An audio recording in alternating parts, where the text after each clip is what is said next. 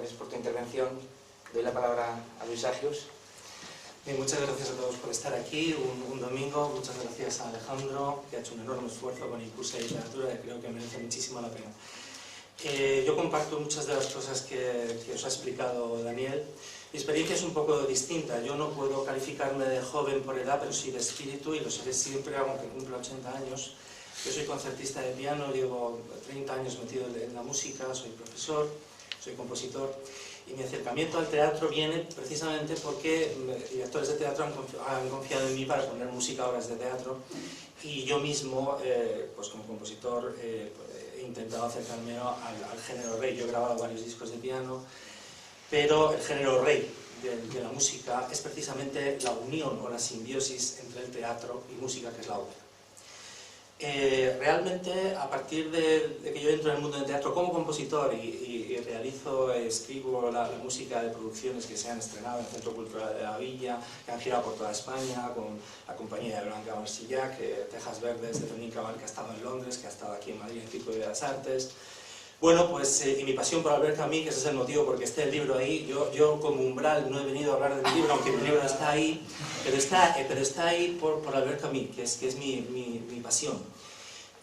Realmente, cuando me ha presentado Alejandro, es cierto, yo soy una rara avis, y siento decir esto porque realmente todos tendríamos que tender a esto. Es decir, el sentido para mí de la música, de la literatura y del arte es absolutamente vocacional, y yo soy un privilegiado porque vivo de mi trabajo, que es el arte, y precisamente tratar de ser hoy día un humanista, es decir, una persona cultivada, y eso es lo que yo intento transmitir a mis alumnos, a las personas a las que yo he dado conferencias, máster, etc., y lo que también intento transmitir a vosotros, es decir, ser personas cultivadas, ser personas cultas en un mundo que está efectivamente abocado en cierta medida, pues, a la vulgaridad, a la falta de respeto muchas veces, y a la consideración hacia las artes en general.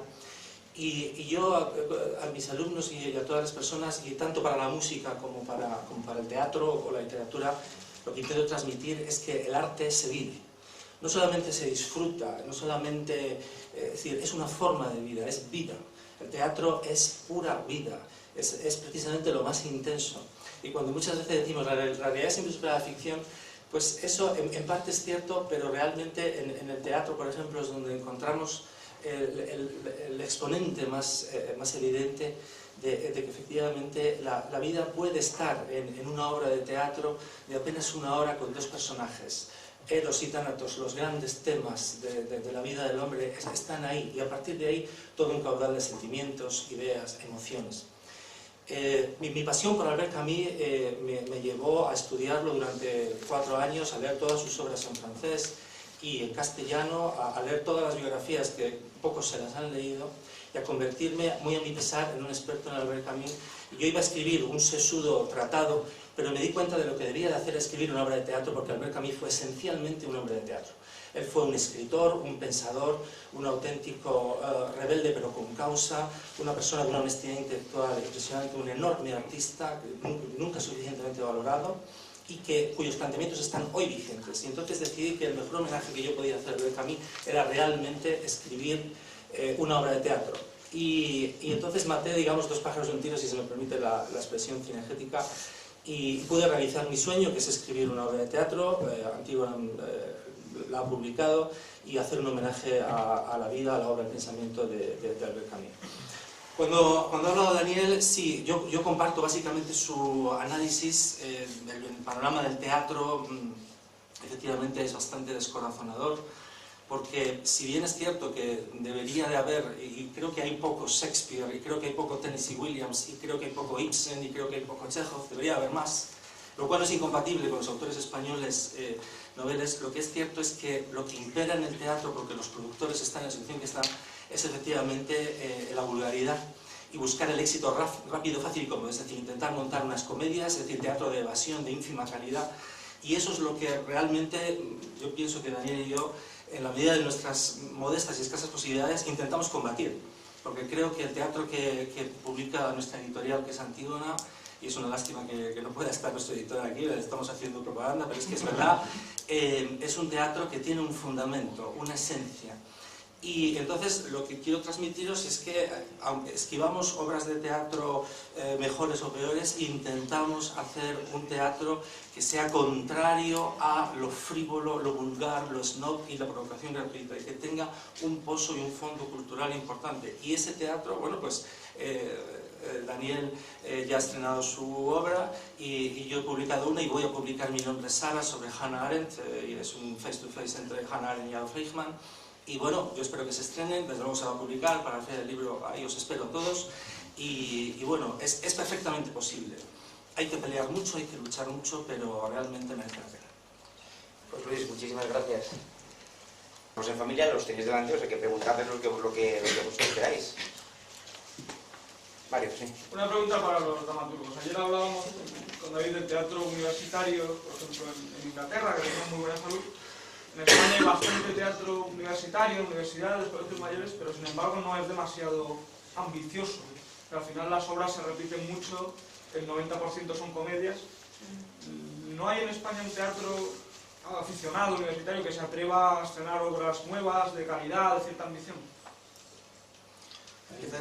Pues yo creo que el teatro universitario es un reflejo del teatro que se hace en los teatros serios, por llamarlo de alguna forma, ¿no? Entonces no creo que haya tanta diferencia porque ellos el acceso que tienen a los textos son los textos que se publican, y como por desgracia se publica muy poco de teatro contemporáneo, solo tienen acceso a los clásicos, que es lo que venía reivindicando antes. Entonces, yo sí creo que tengan una ambición de hacer teatro, pero tienen la ambición de hacer teatro para el actor. Se piensa mucho en la compañía de teatro como el actor, y no tienen un poco la ambición de hacer teatro por el texto, que es lo que yo creo que como dramaturgos que hemos publicado, que es a lo que a nosotros nos interesa, un teatro donde lo principal y la esencia es la historia que se cuenta, ¿no? Entonces, yo sí creo que tienen ambición, y creo que una calidad mayor a veces de lo que se ve en teatros que están en la Gran Vía, por parte de un ejemplo, ¿no? Pero por desgracia no tienen el acceso que pueden tener, no tienen la comunicación y están conectados lo suficientemente bien con autores como podemos ser nosotros, ¿no? Para que se pongan en contacto con nosotros. Entonces yo creo que es un reflejo de las producciones que se hacen en el teatro, más o menos. Sí, yo comparto esencialmente lo que comenta Daniel, y solo apostaría una cosa.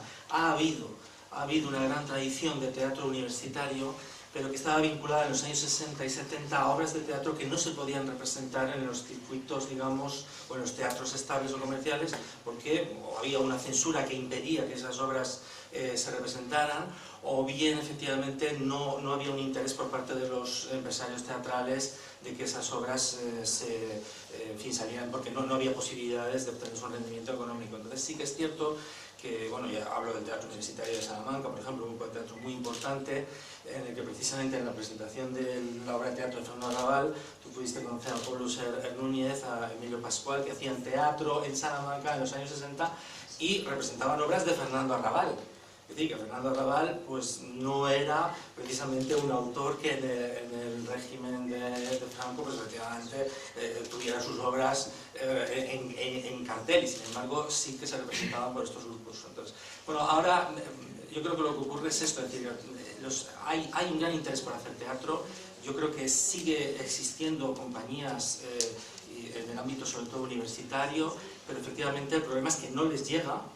El teatro que nosotros hacemos indudablemente no les llega, y ahí es donde quizás se tendría que trabajar más para poder hacer llegar ese teatro, y ese es un poco el motivo. O sea, ya no hay que representar obras que no puedan entrar, digamos, en los circuitos alternativos o de teatro comercial por ningún tipo de censura, aunque quizá podríamos hablar de que hay una censura económica, y es un poco a lo que yo me refería, que es efectivamente un productor teatral, y bueno, no sé si puedo citar pues, a algunos muy importantes que hay en este país, pues entonces efectivamente entre hacer una obra de un autor novel español y comprar los derechos a un autor inglés, pues si efectivamente resulta que la obra española es una obra, digamos, de un cierto pozo, una cierta entidad, y ciertamente toca temas delicados y tal, pues prefiere evitar esa polémica y, bueno, compra los derechos de un autor inglés y bueno, pues con ese marchamo del autor inglés, etcétera, que puede ser bueno, malo o medio pensionista, pues monta esa obra y se acabó. Entonces, realmente yo creo que es un poco...